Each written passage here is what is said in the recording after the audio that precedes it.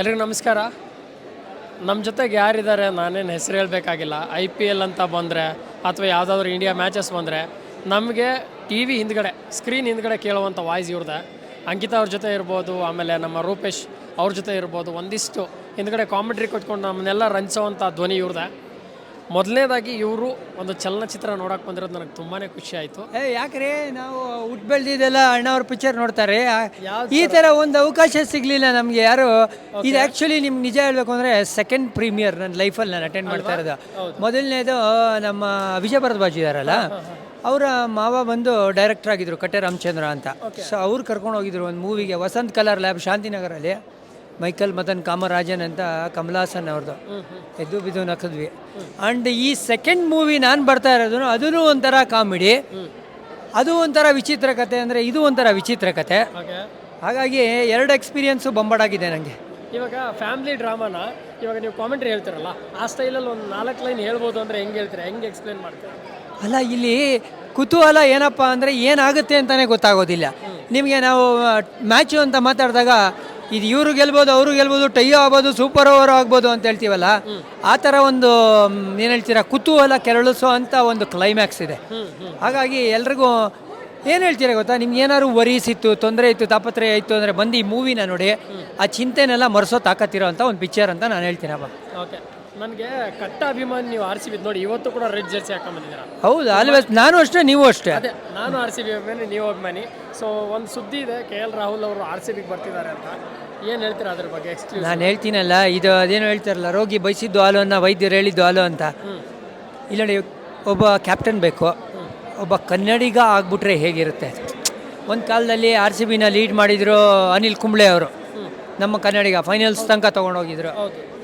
ರಾಹುಲ್ ದ್ರಾವಿಡ್ ಪ್ರಯತ್ನ ಪಟ್ಟರು, ಅಷ್ಟೊಂದು ಆಗಲಿಲ್ಲ. ಬಟ್ ಆದ್ರೂ KL ರಾಹುಲ್ ಬಂದರೆ ಸಖತ್ತಾಗಿರುತ್ತೆ ಅಂತ ಅನಿಸುತ್ತೆ. ಒಂದು ಟಾಪ್ ಆಫ್ ದಿ ಆರ್ಡ್ರಲ್ಲಿ ಒಬ್ಬ ಸಾಲಿಡ್ ಆಗಿರೋ ಇಂಡಿಯನ್ ಬ್ಯಾಟ್ಸ್ಮನ್ ಬರ್ತಾನೆ. ಆಮೇಲೆ ಕ್ಯಾಪ್ಟನ್ಸಿ ಮಾಡಿರೋ ಅನುಭವ, ಆಮೇಲೆ ಇದು ಮೆಗಾ ಆಕ್ಷನ್ ಆಗ್ತಾ ಇರೋದ್ರಿಂದ ಇನ್ನು 3 ಇಯರ್ಸ್ ನೋಡಬೇಕಾಗತ್ತೆ, ನಾಟ್ ಜಸ್ಟ್ ಈ ವರ್ಷ, ಇನ್ 3 ಇಯರ್ಸು. ಆಮೇಲೆ ಫ್ಯಾಫ್ ಡು ಪ್ಲೆಸಿಸ್ ಏಜ್ ಆಗಿರೋದ್ರಿಂದ ಮೇ ಬಿ ಈ ವರ್ಷ ಮ್ಯಾನೇಜ್ ಮಾಡ್ಬೋದು ಅಂತ ಹೇಳಿದ್ರೆ ನೆಕ್ಸ್ಟ್ 2 ವರ್ಷ ಕಷ್ಟ ಆಗುತ್ತೆ RCBಗೆ. ಇನ್ನು ನೆಕ್ಸ್ಟ್ 3 ಇಯರ್ಸ್ ಸರ್ವ್ ಮಾಡೋ ತಾಕತ್ತು ಆ್ಯಸ್ ಕ್ಯಾಪ್ಟನ್ ಯಾರಿಗಿದೆ ಅಂದರೆ ಅದು KL ರಾಹುಲ್. ಸಿಕ್ಬಿಟ್ರೆ ವರದಾನ ಅಂತ ಹೇಳ್ತೀನಿ.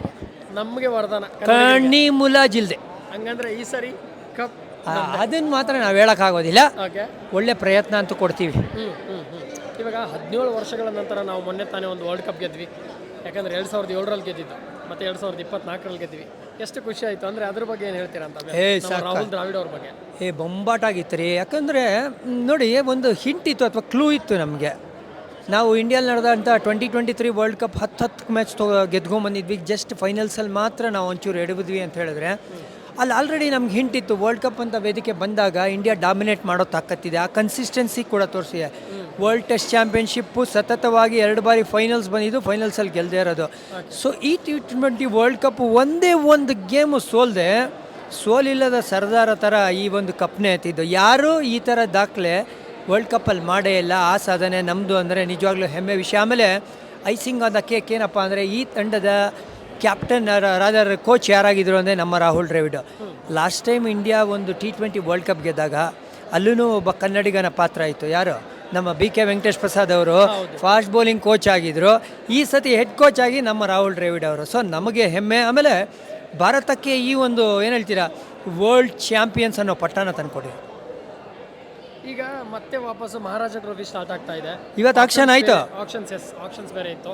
ಸೊ ನನ್ನ ಫ್ರೆಂಡ್ ಕೂಡ ಇದ್ದಾನೆ ಅವರಲ್ಲಿ, ಜಯಂತ್ ಅಂತ, ಆಡ್ತಾ ಇದ್ದಾನೆ ಗುಲ್ಬರ್ಗ ಟೀಮ್ಗೆ ಆಡ್ತಾ ಇದ್ದಾನೆ. Very nice, very nice. ಅದ್ರ ಬಗ್ಗೆ ಏನು ಹೇಳ್ತೀರಾ ಅಂತ? ಇಲ್ಲ ರೀ, ಇದು ಒಂಥರ ಏನು ಗೊತ್ತಾ, ಫೀಡಿಂಗ್. ಇವಾಗ ನೀವು ಹೈಸ್ಕೂಲು ಕಾಲೇಜ್ಗೆಲ್ಲ ನರ್ಸರಿನೇ ಮೇಯ್ನು ಅಂತ ಹೇಳಿದ್ರೆ, ಈಗ ಕ್ರಿಕೆಟ್ಗೆ ಅಥವಾ IPLಗೆ ನರ್ಸರಿ ಯಾವುದಂದರೆ ಈ ಥರ ಪ್ರೀಮಿಯರ್ ಲೀಗ್ಗಳು. ಕರ್ನಾಟಕ ನನಗೆ ತಿಳಿದಂಗೆ ಇಡೀ ಇಂಡಿಯಾಲಿ one of the first association start ಮಾಡಿದ್ದು. ನನಗೂ ಜ್ಞಾಪಕ ಇದೆ, ಪ್ರಾವಿಡೆಂಟ್ ಗೆದ್ದಿದ್ದು ಫಸ್ಟ್. ಆವಾಗ ನಾನು ಮ್ಯಾನೇಜರ್ ಆಗಿದ್ದೆ ಆ ಟೀಮ್ಗೆ. ಆ ಥರ ಒಂದು ಏನು ಹೇಳ್ತೀರಾ, ಬೇರೆಯವರು ಯೋಚನೆ ಮಾಡೋಕ್ಕೆ ಮುಂಚೆ ನಾವು ಅದನ್ನು ಇಂಪ್ಲಿಮೆಂಟ್ ಮಾಡಿದ್ದೀವಿ. ಹಾಗಾಗಿ ಇದು ನೋಡಿ, ಮಹಾರಾಜ ಟ್ರೋಫಿ ನಡೆಯುವಾಗ 10 ಫ್ರಾಂಚೈಸಿ ಟ್ಯಾಲೆಂಟ್ ಹಂಟ್ಗಳು ಬಂದು ನೋಡ್ತಾರೆ. ಯಾವ ಪ್ರತಿಭೆ ಮೇಲೆ ಕಣ್ಣಿಡಬೇಕು, ಯಾವ ಪ್ರತಿಭೆನ ಫಾಲೋ ಮಾಡಬೇಕು, ಯಾವ ಪ್ರತಿಭೆ ಮೇಲೆ ಇನ್ವೆಸ್ಟ್ ಮಾಡಬೇಕು ಅಂತ. ಹಾಗಾಗಿ ಇದು ಬೆಸ್ಟ್ ಪ್ಲ್ಯಾಟ್ಫಾರ್ಮು ಒಬ್ಬ ಯಂಗ್ಸ್ಟರ್ಗೆ ಮಿಂಚೋದಕ್ಕೆ ಅಂತ. ಅದನ್ನು ಸಜ್ಜು ಮಾಡಿಕೊಡ್ತಾ ಇದೆ ನಮ್ಮ ಕರ್ನಾಟಕ ಸ್ಟೇಟ್ ಕ್ರಿಕೆಟ್ ಅಸೋಸಿಯೇಷನ್. ಕೊನೆಯದಾಗಿ RCB ಎಷ್ಟೇ ಸರಿ ಸೋತ್ರು ನಮ್ಮ ಟೀಮು RCB ನಮ್ಮ ಕರ್ನಾಟಕದ ತಂಡ ಸರ್ ಎತ್ತವ್ರಿಗೆ ಯಜ್ಞ ಮುದ್ದು ಅಷ್ಟೇ. ಹಾಂ ಈ RCB ಅಭಿಮಾನಿಗಳ ಬಗ್ಗೆ ನೀವು ಯಾವಾಗಲೂ ಮಾತಾಡ್ತಿರ್ತೀರ, ಸೊ ಇವಾಗ ಏನು ಹೇಳ್ತೀರಾ RCB ಅಭಿಮಾನಿಗಳಿಗೆ? ಸ್ವಾಮಿ ನಾನು ಹೇಳ್ತೀನಿ ಕೇಳಿ, ಜಗತ್ತಲ್ಲಿ ಎಂತೆಂಥ ತಂಡಗಳನ್ನ ನಾವು ನೋಡಿದ್ವಿ, ಅವ್ರ ಫ್ಯಾನ್ಸ್ಗಳನ್ನ ನಾವು ನೋಡ್ಬಿಡಿ. ಬಟ್ RCB ಫ್ಯಾನ್ಗಳು ಒಂದು ಕಡೆ, ಬೇರೆಯವರೆಲ್ಲ ಇನ್ನೊಂದು ಕಡೆ ಅಂತ ಹೇಳ್ಬೇಕು. ಯಾಕೆ ಗೊತ್ತಾ, ಯಾವುದೇ ಒಂದು ಟ್ರೋಫಿ ಗೆಲ್ಲದೆ ಇರೋ ಅಂಥ ಒಂದು ಟೀಮ್ಗೆ ಈ ಥರ ಫೆನಾಟಿಕ್ ಫಾಲೋಯಿಂಗ್ ಇರೋದು ನಮ್ಮ ಅಪ್ರಾಣೆ ನಾನು ನೋಡೇ ಇಲ್ಲ. ಆಮೇಲೆ ಇದು ಒಂಥರ ವರ ಅಥವಾ ನಮ್ಮ RCB ಟೀಮ್ ಪುಣ್ಯ ಮಾಡಿರಬೇಕು ಈ ಥರ ಒಂದು ಫ್ಯಾನ್ ಬೇಸ್ನ ತೊಗೊಳೋದಕ್ಕೆ. ಆಮೇಲೆ ನೀವು ಹೇಳಿದ್ರಿ 17 ಇಯರ್ಸ್ ಆಫ್ IPL ಆಗಿದೆ ಅಂತ, ಇದು 18th ಇಯರ್ ಆಗುತ್ತೆ. 18 ಅಂದರೆ ನಮ್ಗೆ ಗೊತ್ತಲ್ಲ, ಒಂಥರ ವಿಷಯ. ಮತ್ತು ಎಲ್ಲ ಮ್ಯಾಚ್ ಆಗಿ ಬರ್ತಾ ಇದೆ ಅಂತ ನನಗನ್ನಿಸ್ತಾ ಇದೆ. ಸೊ ಇದೆಲ್ಲ ಲೆಕ್ಕಾಚಾರ ಹಾಕಿದ್ರೆ ಒಳ್ಳೆ ಹೋಪಿಂದ ಈ ಸೀಸನ್ನ ಎಕ್ಸ್ಪೆಕ್ಟ್ ಮಾಡ್ಬೋದು ನಮ್ಮ RCB ಅಭಿಮಾನಿಗಳು ಅಂತ ಅನಿಸ್ತಾ ಇದೆ. ಕೊನೆಗೂ ಹೇಳ್ಬಿಟ್ರಪ್ಪ ಬಾಯಲ್ಲಿ ಈ ಸರಿ ಕಪ್ ನಮ್ಮದೇ ಅಂತ ಇಂಡೈರೆಕ್ಟಾಗಿ ಹೇಳಿದ್ದಾರೆ. ಬಟ್ ಎನಿವೆ ಇವ್ರ ಮಾತುಗಳು ನಿಜ ಆಗಲಿ, ಮತ್ತೆ ಇವ್ರನ್ನ ಸಿಗೋಣ. ಅಲ್ಲಿವರೆಗೂ ಸರ್ ಮತ್ತೆ ಇನ್ನಷ್ಟು ಕನ್ನಡ ಚಿತ್ರಗಳನ್ನ ನೋಡಿ, ಯಾಕಂದರೆ ನೀವು ಸೆಲೆಬ್ರಿಟಿಗಳು ಈ ಥರದ ಮೂವಿಗಳನ್ನು ಸರ್ ನಾವು ಸೆಲೆಬ್ರಿಟಿ ಅಂತೂ ಖಂಡಿತ ಅಲ್ಲ, ಸುಮ್ಮನೆ ನನಗೆ ನೀವುಗಳು ಫ್ಯಾನ್ಸೇ ಸೆಲೆಬ್ರಿಟಿ, ಯಾಕಂದರೆ ನೀವಿಲ್ಲದೆ ನಾವಿಲ್ಲ, ಗೊತ್ತಲ್ಲ. ನಿಜ ಸರ್, ಬಟ್ ನೀವು ತೋರಿಸಿರೋ ಮಾರ್ಗದರ್ಶನದಲ್ಲಿ ನಾವು ಹೋಗ್ತಿದ್ದೀವಿ ಅಂದಾಗ ನೀವು ನಮಗೆ ಅದೇ ಏನು ಸೆಲೆಬ್ರಿಟಿ ಆಗೇ ಆಗ್ತೀರಾ. ಹಾಗಾಗಿ ಈ ಥರದ ಚಿತ್ರಗಳನ್ನು ದಯವಿಟ್ಟು ಬೆಂಬಲಿಸಿ. ಮುಂದಿನ ದಿನಗಳಲ್ಲಿ ನಾನು ಕನ್ನಡ ಇಂಡಸ್ಟ್ರಿಯಲ್ಲಿರುವಂಥ ಡೈರೆಕ್ಟರ್ಗಳಿಗೆ ಒಂದು ರಿಕ್ವೆಸ್ಟ್ ಮಾಡ್ತೀನಿ, ಸರ್ಗೆ ಇಂಟ್ರೆಸ್ಟ್ ಇದೆ ಪ್ರೀಮಿಯರ್ ಶೋಗಳನ್ನು ನೋಡೋಕ್ಕೆ, ಅದಾದಮೇಲೆ ಕನ್ನಡ ಚಿತ್ರಗಳನ್ನ ಸಪೋರ್ಟ್ ಮಾಡೋಕ್ಕೆ. 100% ಕನ್ನಡ ಎಲ್ಲ ಜಾನಿಯಲ್ಲಿ, ಗೊತ್ತಲ್ಲ. ಜಾನಿ ಸರ್ ಮುಂದಿನ ದಿನಗಳಲ್ಲಿ ಕನ್ನಡ ಚಿತ್ರಗಳನ್ನು ಸಪೋರ್ಟ್ ಮಾಡ್ತಾರೆ. ಇನ್ನಷ್ಟು ಕನ್ನಡದ ಹೆಚ್ಚು ಚಿತ್ರಗಳನ್ನು, ಪ್ರೀಮಿಯರ್ ಶೋಗಳನ್ನು ನೋಡ್ಬಿಟ್ಟು ನಮ್ಮ ಕಲಾವಿದರಿಗೆ ಸಪೋರ್ಟ್ ಮಾಡ್ತಾರೆ ಅಂತ ನಾನು ನಿಮ್ಮ ಮುಖಾಂತರ ಹೇಳ್ತೀನಿ. Thank you so much sir Johnny sir, ನಿಮ್ಮನ್ನು ಮಾತಾಡಿಸಿ ನಂಗೆ ತುಂಬಾ ಖುಷಿ ಆಯಿತು. Thank you so much. ಎಷ್ಟೋ ಜನರಿಗೆ ನೀವು ಕ್ರಿಕೆಟರ್ಸ್ಗೆ ಮೈಕ್ ಹಿಡಿದಿರ್ತೀರಾ, ಇವತ್ತು ನಾನು ನಿಮಗೆ ಮೈಕ್ ಹಿಡಿದೀನಿ. ಸೊ ನನಗೆ ಖುಷಿ. ನೀವು ಇವತ್ತು ಲೀಡ್, ನಾನು ಎಕ್ಸ್ಪರ್ಟ್ ಬಿಡ್ರಿ. Thank you sir, thank you.